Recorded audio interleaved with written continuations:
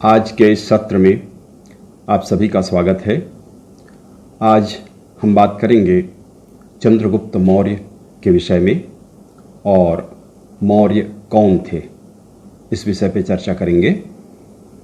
यह अध्याय बीए प्रथम वर्ष की तृतीय इकाई का प्रथम अध्याय है। कुल मिलाकर 10वां अध्याय। आइए चर्चा करते हैं मौर्य वंश की पृष्ठभूमि के विषय में।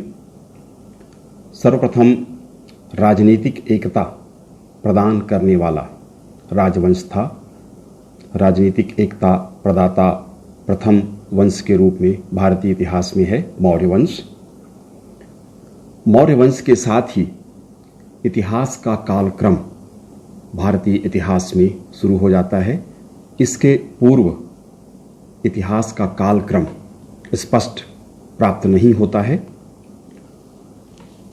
मौर्य वंश के साथ ही पौराणिक गाथाओं का काल समाप्त होता है और ऐतिहासिकता या ऐतिहासिक वृत्ति स्थान ले लेती है। इस कारण चंद्रगुप्त मौर्य को प्रथम ऐतिहासिक सम्राट भी स्वीकार किया जाता है।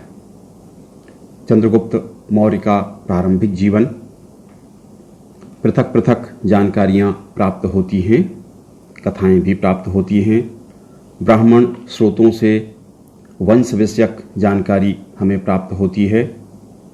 बौद्ध साहित्य के अंतर्गत महावंश में मौर्य नगर के राजा का पुत्र इन्हें माना गया है। माता जब गर्भवती थीं तब शत्रु का आक्रमण हुआ। पिता पराजित होकर मृत्यु को प्राप्त हुए। माता अपने भाई के घर पाटलिपुत्र गई। वहाँ चंद्रगुप्त का जन्म हुआ, किंतु जन्म के पश्चात ही माता ने इनका त्याग किया। कथानुसार चंद्र नाम के बैल ने इनकी रक्षा की। चंद्र द्वारा रक्षित नाम चंद्रगुप्त इनका पड़ा। एक गडरिया इन्हें उठाकर ले गया, उसने भी बेच दिया एक शिकारी को। चंद्रगुप्त इसी शिकारी के साथ जब जंगल में रह रहा था और अपने मित्रों के साथ, बाल सखाओं के साथ खेल रहा था, उसमें यह राजा बना हुआ था। चाणक्य ने जब इसको देखा, उस समय एक राजा की भूमिका निभाते हुए इसको देखा और इसको अपने साथ ले गया तक्षशिला में इसकी शिक्षा दीक्षा हुई और इस प्रकार इसके प्रारंभिक जीवन के विषय में हमें जानकारी प्राप्त होती है। जैन साहित्य की जानकारी के अनुसार परिशिष्ट पर्वन नाम का ग्रंथ है, हेमचंद्र द्वारा रचित है। चंद्रगुप्त मयूर पोषकों का पुत्र था। वही कथा, जब यह क्रीड़ारत था बच्चों के साथ, तब चाणक्य ने इसको देखा और ये कहा कि राजन, मुझे भी कुछ भेंट चाहिए। राजा की भूमिका निभा रहे चंद्रगुप्त ने गायों की ओर इशारा किया और कहा कि भेंट स्वरूप इन गायों को स्वीकार करिए और इन्हें अपने साथ हाँक कर ले जाइए। चंद्रगुप्त के इस व्यवहार से, राजोचित व्यवहार से चाणक्य बड़ा प्रभावित हुआ और इसके पोषक से मिलकर चंद्रगुप्त को अपने साथ तक्षशिला ले गया। यह कथा मिलती है और यह भी विवरण मिलता है कि इसकी शिक्षा दीक्षा के पश्चात चंद्रगुप्त ने राजा पर्वतक, एक राज्य का राजा था, हिमवतकूट इसके राज्य का नाम था, राजा पर्वतक से इसने मित्रता की और उसका सहयोग लेकर फिर इसने नंद वंश के खिलाफ संघर्ष किया। यूनानी स्रोत चंद्रगुप्त के विषय में चंद्रगुप्त को सेंड्रोकोटस के नाम से लिखते हैं। अपनी भाषा में उन्होंने चंद्रगुप्त को सेंड्रोकोटस कहा। बड़े समय के पश्चात इतिहासकार सेंड्रोकोटस को समझ पाए कि यह चंद्रगुप्त ही था चंद्रगुप्त के विषय में लिखा जाता है कि यह साधारण परिवार से संबंधित था। इसने यूनानी सेना में भी प्रवेश किया। यूनानियों के विषय में जानकारी प्राप्त करने के लिए सिकंदर के समक्ष भी गया। सिकंदर के साथ इसने बड़ी धृष्टता का व्यवहार किया। इस कारण सिकंदर ने इसे मृत्युदंड दिया और तब वह यहाँ से भाग निकला। अनेक कथाएं चंद्रगुप्त मौर्य के विषय में हैं। वहाँ से निकलने के बाद यूनानी स्रोत में जो कथा है उसके अनुसार जब यह विश्राम कर रहा था पसीने से लथपथ, उस समय एक शेर इसके पास आया, इसके पास बैठा और इसके हाथ पैर चाटने लगा, पसीना चाटने लगा और उसके बाद वापस चला गया, इसको बिना नुकसान पहुंचाए। इसी प्रकार से इसके विश्राम के समय की एक और कथा है कि एक नाग इसके सिर के पास फन काट कर बैठ गया, जैसे इसको छाया प्रदान कर रहा हो, और कुछ समय के पश्चात बिना नुकसान पहुंचाए चला गया। इसी प्रकार से एक तीसरी कथा भी प्रचलित है कि जब यह सिकंदर के पास से भाग रहा था उस समय जंगली हाथियों का एक समूह इसके पास आ गया और एक हाथी ने इसको उठाकर अपने कंधे में बिठा लिया, पीठ में बिठा लिया और इसे नुकसान नहीं पहुंचाया। इस तरह की अनेक कथाएं इसके विषय में, चंद्रगुप्त मौर्य के विषय में प्राप्त होती हैं। जन्म लगभग 345 ईस्वी पूर्व माना जाता है, पर यह तिथि निश्चित नहीं है। अनेक मत इसके विषय में हैं।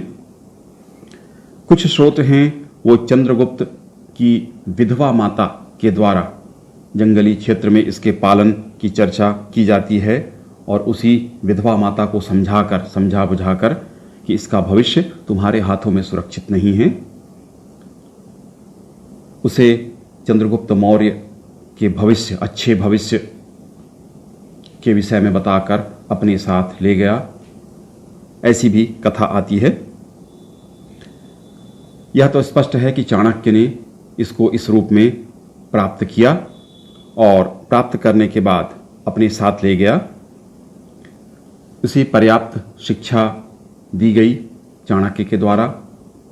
तक्षशिला में उसको रखा गया और सेना एकत्र करने की कार्यवाही की गई और उसके पश्चात मगध पर प्रथम आक्रमण किया गया। ज़्यादा विवरण इसके बारे में प्राप्त नहीं होता है, केवल इतनी ही जानकारी मिलती है कि सेना इन्होंने एकत्र की और यह भी स्पष्ट नहीं है कि सीधे राजधानी पर आक्रमण हुआ, सीधे घनानंद से सामना हुआ, या जनता ने ही इनका विरोध किया। अलग अलग मत मिलते हैं। महावंश ग्रंथ में जनता का तीव्र विरोध का सामना करना पड़ा ऐसा उल्लेख है, या फिर युद्ध के द्वारा पराजित होना पड़ा। किंतु यह अवश्य है कि प्रथम प्रयास में चाणक्य और चंद्रगुप्त को सफलता प्राप्त नहीं हुई थी और ये दोनों वेश बदलकर मगध के क्षेत्र से बाहर निकले थे। जिस समय ये वेश बदलकर बाहर निकल रहे थे, जंगल के रास्ते पर थे, उस समय एक कथा आती है जिसके अनुसार जंगल से गुजरते समय इन्होंने देखा कि एक माँ अपने बच्चे को शिक्षा दे रही है। वह बच्चा बार बार रोटी बीच से तोड़कर खाने का प्रयास करता है और इस प्रयास में उसका हाथ और मुंह दोनों जल जाता है। वह माँ अपने बच्चे को समझा रही है कि जिस प्रकार की गलती चंद्रगुप्त और चाणक्य ने की, वैसे ही गलती तुम कर रहे हो। रोटी ठंडी जगह से एक किनारे से ही खाना उपयुक्त होता है। बीच से खाने का प्रयास जब भी करोगे तो हाथ और मुंह जल जाएंगे। इससे कथानुसार कहा जाता है कि चाणक्य और चंद्रगुप्त ने शिक्षा ली और उन्होंने यह तय किया कि अब सीधे राजधानी पर आक्रमण या अभियान नहीं करेंगे, बल्कि उत्तर पश्चिमी सीमा क्षेत्र से क्रमशः आगे बढ़ेंगे।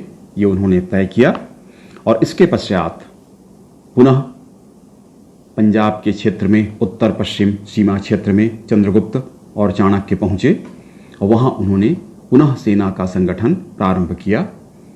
इसमें यह जानकारी मिलती है कि चाणक्य ने धन प्राप्ति के लिए महावंश और परिशिष्ट पर्वन में इसकी चर्चा की गई है कि धन प्राप्ति के लिए चाणक्य विंध्य के वन क्षेत्रों में गया और वहां उसने गड़ा हुआ धन प्राप्त किया। तांत्रिक विधि से गड़ा धन प्राप्त करने में कहा जाता है कि चाणक्य को महारत हासिल थी। उसने गड़ा धन प्राप्त किया या अन्य किसी रीति से उस क्षेत्र से धन प्राप्त करने के पश्चात वापस लौटा। सेना एकत्र करना, सेना का संगठन करना। उत्तर पश्चिम क्षेत्र में अनेक लड़ाकू जातियां थीं। इनके विषय में हम सिकंदर के आक्रमण के समय पर्याप्त चर्चा कर चुके हैं। इन लड़ाकू जातियों को इन्होंने एकत्र करना शुरू किया और विशाल सेना का संगठन किया। तीसरी बात थी, राजा पर्वतक से इन्होंने मैत्री स्थापित की। हिमत्वकूट हिमालय के क्षेत्र में राजा था। हिमत्वकूट राज्य का नाम था, पर्वतक राजा का नाम था। उससे मैत्री स्थापित की। मुद्रा राक्षस और परिशिष्ट पर्वन में इस विषय में चर्चा की गई है कि राजा पर्वतक से इन्होंने मित्रता स्थापित की। संभवतः आधा राज्य मगध के विजय के बाद प्रदान करने का वचन दिया गया था, किंतु इस विषय में भी स्पष्ट जानकारी नहीं है, किंतु उससे मित्रता अवश्य स्थापित की गई थी। पंजाब के क्षेत्र पर, उसके आसपास के उत्तर पश्चिमी सीमा के क्षेत्रों पर धीरे धीरे अधिकार करना प्रारंभ किया गया। पहले जनमत अपने पक्ष में करने का प्रयास चंद्रगुप्त और चाणक्य ने किया। विदेशी शासक के खिलाफ, यूनानियों के खिलाफ जनता को भड़काना शुरू किया। इसका परिणाम यह हुआ कि क्षत्रप फिलिप, जो सिकंदर का क्षत्रप नियुक्त किया गया था, उसकी हत्या कर दी गई जनता के द्वारा। घनानंद के विरुद्ध भी जनमत तैयार किया गया ताकि पहली बार जो त्रुटि हुई थी ऐसी त्रुटि न हो, जनता के विरोध का सामना न करना पड़े। उत्तर पश्चिमी क्षेत्र में उसके विरोध में जनमत तैयार किया गया। क्रमशः उत्तर पश्चिम सीमा क्षेत्र पर, पूरे क्षेत्र पर, पंजाब और उसके आसपास के इलाकों पर चंद्रगुप्त का आधिपत्य स्थापित हो गया। इसके पश्चात पांचवा बिंदु, मगध पर पुनः आक्रमण, दूसरा आक्रमण किया गया। इस बार सीधे राजधानी तक अभियान नहीं किया गया। उत्तर पश्चिमी क्षेत्र से क्रमशः धीरे धीरे एक एक क्षेत्रों को चंद्रगुप्त ने जीता और जिन क्षेत्रों को उसने विजित किया उन सभी क्षेत्रों में सैन्य अधिकारियों की नियुक्ति उसने की ताकि उन क्षेत्रों को अपने अधिकार में रखा जा सके। राजा पर्वतक ने उसकी सहायता की। मुद्रा राक्षस में इसका विवरण प्राप्त होता है। निर्णायक युद्ध अवश्य हुआ होगा, इसका विवरण प्राप्त नहीं होता है। घनानंद से युद्ध हुआ और इस युद्ध में चंद्रगुप्त मौर्य ने घनानंद को अंतिम पराजय दी। अवश्य भीषण युद्ध हुआ होगा और इसके पश्चात उसके राज्य पर अधिकार स्थापित किया।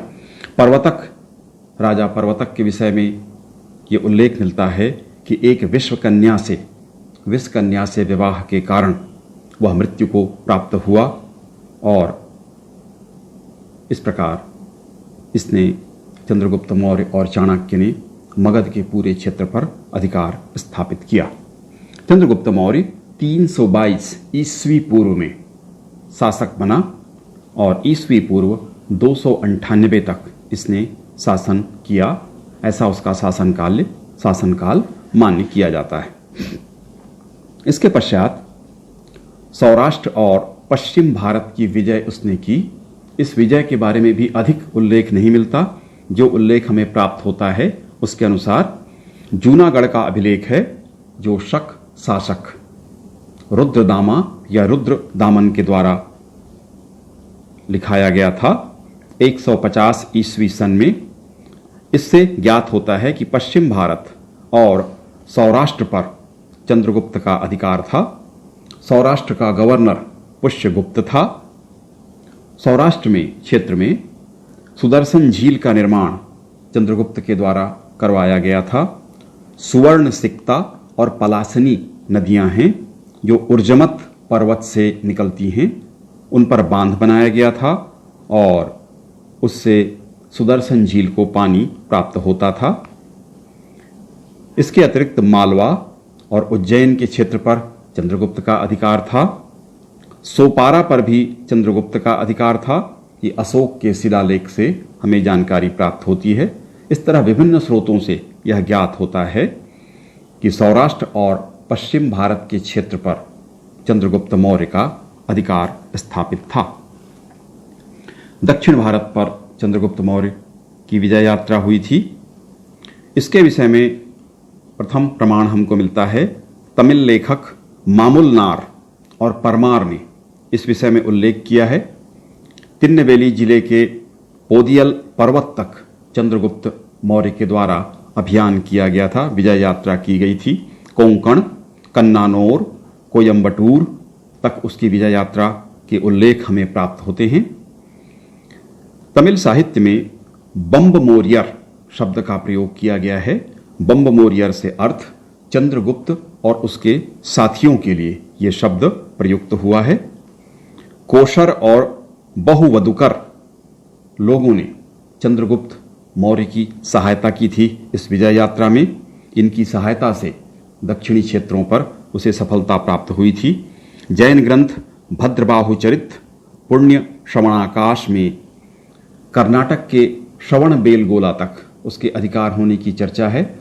श्रवण बेलगोला में चंद्रगिरी पर्वत पर चंद्रगुप्त वस्ती नाम का एक मंदिर है जिसका उल्लेख करते हैं।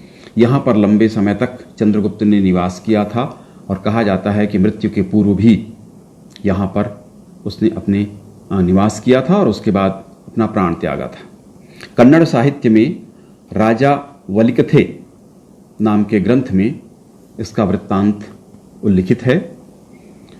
मैसूर के अशोक स्तंभ में उल्लेख है कि चेर, चोल और पांड्य मौर्य राज्य के पड़ोसी राज्य हैं।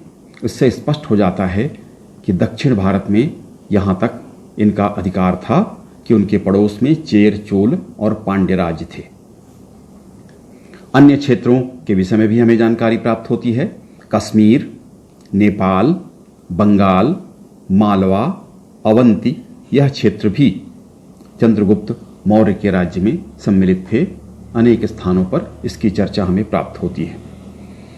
अगला महत्वपूर्ण युद्ध था सेल्यूकस नाइकेटर या सेल्यूकस से युद्ध। सिकंदर की मृत्यु के पश्चात उसके दो प्रमुख सेनापति थे, सेल्यूकस और एंटीगोनस। एंटीगोनस और सेल्यूकस के बीच संघर्ष हुआ। संघर्ष में सेल्यूकस विजयी हुआ, नाइकेटर की उपाधि उसने धारण की। इसके पश्चात उसने सिकंदर के एशियाई प्रदेशों को जीतना शुरू किया, बैक्ट्रिया तक पहुंचा, बैक्ट्रिया को भी उसने जीत लिया और उसके बाद उसके राज्य की सीमा चंद्रगुप्त के राज्य सीमा से लग गई। उसने चंद्रगुप्त की राज्य सीमा में प्रवेश किया, आक्रमण किया। अवश्य भीषण संघर्ष हुआ होगा। युद्ध का विवरण यूनानी इतिहासकार नहीं लिखते। कारण स्पष्ट है, क्योंकि सेल्यूकस नाइकेटर परास्त हुआ था, इसलिए उसके बारे में वो कोई चर्चा नहीं करते हैं, केवल सीधे संधि के विषय में चर्चा करते हैं। चंद्रगुप्त मौर्य ने विजय के पश्चात सेल्यूकस से संधि की। संधि की पहली शर्त थी विस्तृत क्षेत्र चंद्रगुप्त को प्राप्त हुए। पहले उसके राज्य की सीमा सिंधु नदी तक थी, अब सीमा हिंदुकुश पर्वत तक विस्तृत हो गई थी। 4 प्रदेश थे। ये 4 प्रदेश एरिया से अर्थ हेरात को एरिया कहते हैं। एराकोशिया कहा गया कंधार को। पेनासिडाई कहा गया काबुल को और जेड्रोसिया कहा गया बलूचिस्तान को। इस तरह एरिया यानी हेरात, एराकोशिया अर्थ कंधार, पेनासिडाई यानी काबुल, जेड्रोसिया यानी बलूचिस्तान। हेरात, कंधार, काबुल और बलूचिस्तान ये 4 प्रांत सेल्यूकस नाइकेटर के थे, जिन क्षेत्रों को चंद्रगुप्त को उसने सौंप दिया था। चंद्रगुप्त ने सेल्यूकस को 500 हाथी भेंट स्वरूप प्रदान किए थे, किंतु यूनानी इतिहासकार इसको संधि की शर्त के रूप में उल्लेख करते हैं, जबकि स्वाभाविक है भेंट स्वेच्छा से दी जाती है, मांग कर भेंट नहीं ली जाती। किंतु उन्होंने ऐसा उल्लेख किया है। सेल्यूकस की पुत्री हेलेना का विवाह चंद्रगुप्त से किया गया। इनके विषय में भी कथा है, प्रेम कथा का उल्लेख भी कई स्थानों पर आता है कि हेलेना ने चंद्रगुप्त को पूर्व में ही देख लिया था। जब वह प्रारंभिक आक्रमण की तैयारी कर रहा था मगध में, उस समय इनके राज्य की सीमा भारतीय उत्तर पश्चिमी राज्य की सीमा से लगता था, जहां पर चंद्रगुप्त का अधिकार था। वहां पर वह जब सैन्य अभ्यास कर रहा था 7 वीरों के साथ, 7 वीर उस पर लगातार आक्रमण कर रहे थे और वह अकेले उनका सामना कर रहा था। बड़े हर्ष के साथ उसने सामना किया और सभी को उसने परास्त किया। इस समय वन में भ्रमण करते हुए हेलेना ने चंद्रगुप्त को देखा था, ऐसी कथा कहती है, और उसी समय से वह इसके प्रेम में थी। इसलिए जो भी परिस्थितियां हुई होंगी, युद्ध के पश्चात हेलेना का विवाह चंद्रगुप्त के साथ होता है, यह ऐतिहासिक तथ्य है। मेगास्थनीज नाम का राजदूत, जिसने सुप्रसिद्ध ग्रंथ इंडिका लिखी, जिसमें भारत के विषय में पर्याप्त जानकारी, विस्तृत जानकारी हमें प्राप्त होती है, मेगास्थनीज राजदूत के रूप में चंद्रगुप्त के दरबार में रहने लगा। इस तरह एक विस्तृत क्षेत्र में चंद्रगुप्त मौर्य ने अधिकार स्थापित किया था। अंतिम दिन और मृत्यु, जैन साहित्य में इस विषय में चर्चा है। भद्रबाहु अपने साथ जैन भिक्षुओं या साधुओं को लेकर जब मगध क्षेत्र में भीषण अकाल पड़ा तब दक्षिण भारत गया। कहा जाता है कि उन्हीं के साथ चंद्रगुप्त मौर्य भी दक्षिण भारत श्रवण बेलगोला चला गया और वहीं रहकर जैन रीति से, जिसको संथारा कहा जाता है, अन्न जल का त्याग कर मृत्यु को प्राप्त करना, उस रीति से उसने मृत्यु को प्राप्त किया, ऐसा जैन स्रोत कहते हैं। कुछ इतिहासकार उसका खंडन भी करते हैं। वो कहते हैं कि जनता को त्रस्त देखकर, दुखी देखकर उसने अन्न जल का त्याग कर दिया था और उपवास रखते हुए वह मृत्यु को प्राप्त हुआ था। 298 ईस्वी पूर्व मृत्यु की तिथि मानी जाती है, यद्यपि इसमें भी विवाद है। निष्कर्ष के रूप में कहा जा सकता है कि विस्तृत क्षेत्र में उसने विजय प्राप्त किया, यह विशेष उल्लेखनीय है। हिंदुकुश पर्वत तक राज्य की सीमा गई, दक्षिण में मैसूर तक, पश्चिम बंगाल से सौराष्ट्र तक, नेपाल और कश्मीर भी उसके राज्य में सम्मिलित थे। इतना विस्तृत साम्राज्य उसने स्थापित किया था। विशेष बात यह थी कि वह बिल्कुल निचले तबके से, निम्न पृष्ठभूमि से उठकर चाणक्य के साथ मिलकर उसने इतनी बृहत्तर सफलताएं प्राप्त की जो सामान्यतः सम्राटों के पुत्र भी प्राप्त नहीं कर पाते हैं। इसलिए यह विशेष उल्लेखनीय है। नंदवंश को उसने पराजित किया, सेल्यूकस पर उसने सफलता प्राप्त की। नंदवंश वही वंश था जिससे डरकर सिकंदर की सेनाएं वापस लौट पड़ी थीं, उसको उसने पराजित किया।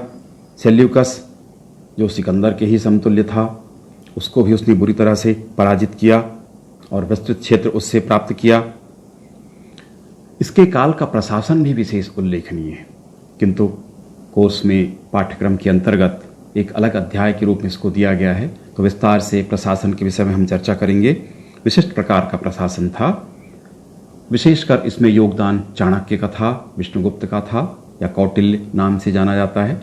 उसने बहुत विस्तार से प्रशासन के नियम कायदे स्पष्ट किए थे और दृढ़ केंद्रीय शासन इन्होंने स्थापित किया था। तो प्रशासन के विषय में अगले अध्याय में हम विस्तार से चर्चा करेंगे। तो प्रशासन इस काल का विशेष उल्लेखनीय था। कमोबेश उसी तर्ज पर अंग्रेजों ने भी बहुत सारे उसके सिद्धांतों को, उस तरह के प्रशासन को स्वीकार किया था। इस प्रकार से चंद्रगुप्त मौर्य एक बृहत क्षेत्र पर अधिकार करने वाला प्रथम भारतीय सम्राट हुआ। स्मिथ उसके विषय में लिखता है कि उसकी विशेषताएं उसे इतिहास के महत्तम व सफलतम शासकों के मध्य स्थान देती है। इसी प्रकार राधा कुमुद मुखर्जी लिखते हैं कि प्रथम सम्राट जिसने बृहत्तर भारत पर शासन स्थापित किया, प्रथम सम्राट जिसने उत्तर भारत को एक करने के पश्चात विंध्याचल से आगे राज्य स्थापित किया, चंद्रगुप्त ने ऐसा इतिहास दिया जिसका क्रम टूटता नहीं है। इसके पश्चात एक प्रश्न इतिहास में और उठता है कि मौर्य कौन थे, किस वंश से थे। यह विवादास्पद प्रश्न है। इसके बारे में बहुत सारे मत हमें प्राप्त होते हैं, किंतु 3 प्रमुख भागों में इसको बांटकर हम चर्चा करेंगे। पहला है कि मौर्य पारसी थे। पाटलिपुत्र का उत्खनन कार्य करने वाले डॉक्टर बी स्पूनर ने खुदाई का काम, उत्खनन का कार्य यहां पर किया था। वो मौर्यों को पारसी मानते हैं। कारण बताते हैं कि पारसियों के सामाजिक, धार्मिक, राजनीतिक जो प्रथाएं हैं और मौर्यों की जो प्रथाएं थीं उनमें काफ़ी कुछ समानता मिलती है। इस आधार पे उन्होंने मौर्यों को पारसी स्वीकार किया। दूसरा, उन्होंने कहा कि मौर्य कला और पारसी कला में भी बहुत सारी समानताएं हैं, तो मौर्य कला को उन्होंने पारसी कला कहा और इस आधार पर उन्होंने कहा कि ये पारसी थे। यदि सामाजिक, धार्मिक और राजनीतिक प्रथाओं के विषय में चर्चा करें, दोनों की अगर तुलना की जाए तो समानताएं कम मिलती हैं, असमानताएं अधिक हैं। इस कारण इस मत को स्वीकार नहीं किया जाता। अन्य कोई साक्ष्य हमें प्राप्त नहीं होते, तो इसलिए इस मत को अमान्य किया जाता है। अन्य किसी ने इनका समर्थन नहीं किया। दूसरा मत स्थापित होता है कि मौर्य शूद्र थे। इसकी चर्चा पुराणों में हमें प्राप्त होती है।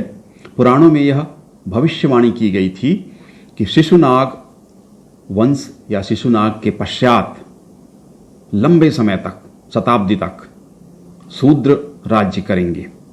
इसी से यह चर्चा शुरू होती है, किंतु यह कथन नंद वंश पर लागू होता है। मौर्यों पर इसको लागू करना उचित नहीं है। स्पष्ट रूप से मौर्यों को शूद्र नहीं कहा गया, केवल इसी बात को लेकर ब्राह्मण साहित्य में चर्चा हुई। विष्णु पुराण के टीकाकार रत्नगर्भ ने लिखा कि नंद राजा की पत्नी मुरा से चंद्रगुप्त उत्पन्न हुआ था। ये रत्नगर्भ जो विष्णु पुराण का टीका लिखते हैं, ये 18वीं सदी में लिखते हैं, तो लगभग 2000 साल का अंतराल है। इसलिए इस मत को स्वीकार नहीं किया जा सकता। ये केवल कल्पना मात्र है इनकी। इसके अलावा मुरा पुत्र को मौर्य नहीं कहा जा सकता। जिस प्रकार कुंती पुत्रों को कौंतेय कहा गया, पांडवों को कुंती का पुत्र होने से कौंतेय, राधा का पुत्र होने से राधेय कहा गया, कर्ण को कहा जाता है राधेय, तो मुरा के पुत्र को मौर्य कहा जाएगा, मौर्य नहीं। तो व्याकरण की दृष्टि से भी, उच्चारण की दृष्टि से भी यह त्रुटिपूर्ण है, इसलिए इसको स्वीकार करना उचित नहीं है।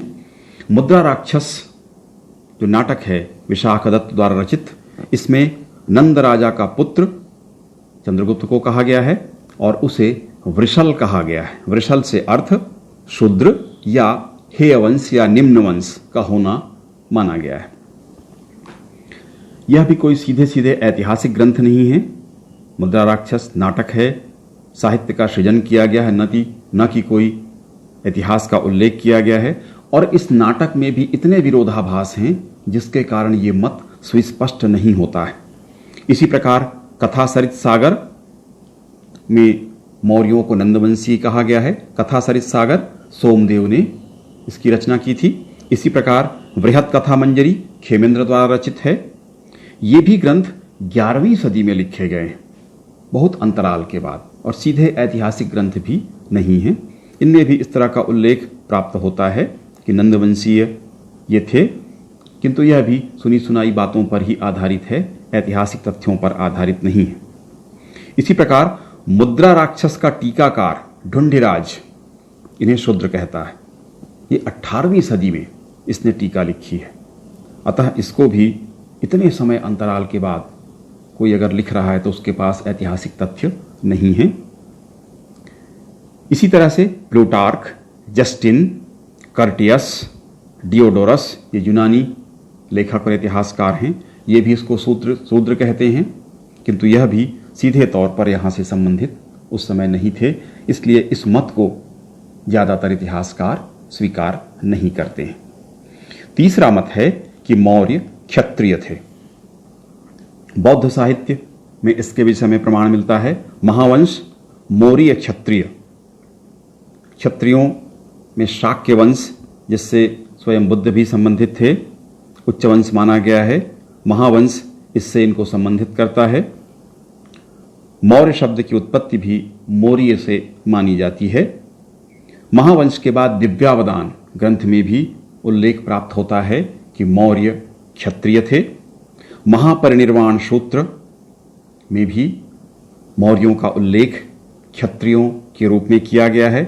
इसी प्रकार महाबोधिवंश नाम का ग्रंथ है, उस ग्रंथ में भी इनको क्षत्रिय स्वीकार किया जाता है। इसी प्रकार जैन साहित्य में भी मौर्यों की चर्चा की गई है। परशिष्ट पर्वन हेमचंद्र द्वारा रचित है। इनमें इनको मयूर या मौर्य क्षत्रिय स्वीकार किया गया है, मयूर से संबद्ध किया गया है। उल्लेख किया गया है कि मयूर पोषक सरदार की पुत्री का पुत्र चंद्रगुप्त था, ऐसा उल्लेख प्राप्त होता है। पुण्याश्रव कथा कोश में भी जो रामचंद्र के द्वारा रचित है, इन्हें क्षत्रिय स्वीकार किया गया है। पुरातत्व के आधार पर भी ये प्रमाणित हो जाता है कि ये मौर्य क्षत्रियों से संबंधित थे। अशोक के नंदनगढ़ में अशोक का स्तंभ है, इसमें मोर अंकित किए गए हैं। सांची के स्तूप में भी मोरों का अंकन हुआ है। अशोक के जीवन का चित्रण है और कई स्थानों पर मोर अंकित किए गए हैं। ग्रूनवेडल नाम के इतिहासकार हैं जो मोरों को मौर्यों के वंश चिन्ह के रूप में, उनके वंश के चिन्ह के रूप में स्वीकार करते हैं। अतः यह प्रमाणित हो जाता है कि ये मौर्य क्षत्रिय वंश से संबंधित थे। निष्कर्ष के रूप में कहा जा सकता है कि जैन और बौद्ध जो साहित्य हैं और पुरातत्व का जो आधार है, उन सामग्रियों का निष्कर्ष है यह प्रामाणिक प्रतीत होता है। ब्राह्मण जो स्रोत हैं उनमें एक तो स्पष्ट रूप से चर्चा नहीं की गई है और बाद में टीकाकारों ने इस पर कपोल कल्पित कथाएं लिख दी हैं जो विश्वसनीय प्रतीत नहीं होती हैं। जैन और बौद्ध जो साहित्य थे वो समकालिक थे, साथ साथ में लिखे गए, उसके आसपास की घटनाओं का विवरण भी उनमें हमको प्राप्त होता है। इसलिए जैन बौद्ध साहित्य और पुरातत्व सामग्री के निष्कर्ष को स्वीकार करना अधिक उचित प्रतीत होता है और यह स्पष्ट है कि मौर्य क्षत्रिय वंश से संबंधित थे। धन्यवाद।